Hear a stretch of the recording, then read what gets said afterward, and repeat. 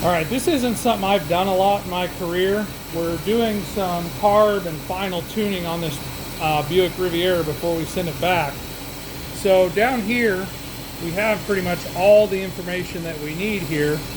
And so what essentially I'm kind of doing here is base RPM out of gear should be about 650 revolutions per minute. And as we kind of scroll through here, you'll see our advance. This one also runs at about 4 degrees advance, and so I verified that on the timing tab.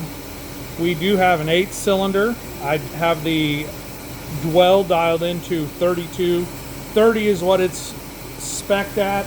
I think 2 degrees difference on dwell isn't going to be a big deal. I'm not going to worry too much about dialing that in more. If you know more about this and think that that's a mistake, definitely let me know in the comments. But I feel like the engine runs best where it is now. Obviously, this engine's got some miles on it, etc. So I'm pretty happy with that. This particular timing light, which I'm a pretty big fan of so far, gives me the charge voltage. We are hooked in over to the battery here. So pretty nice feature there. Like I said, I've dialed it in there, verified dwell, and then we have set the RPM off of the timing light here. So basically what I've done is we are hooked, if I can get you, I'm hooked on number 1. I'm also hooked on coil negative there, and then we're hooked to the battery. And then we have also put a vacuum gauge on the carburetor, and I've dialed in the mixture screws and actually set the mixture by vacuum.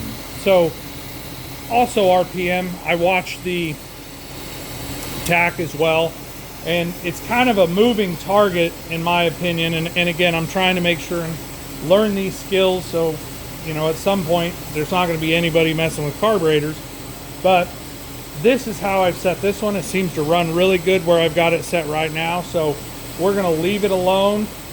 We do have air conditioning on this particular unit, but it's not hooked up, so we're not going to worry about setting that electric high idle circuit.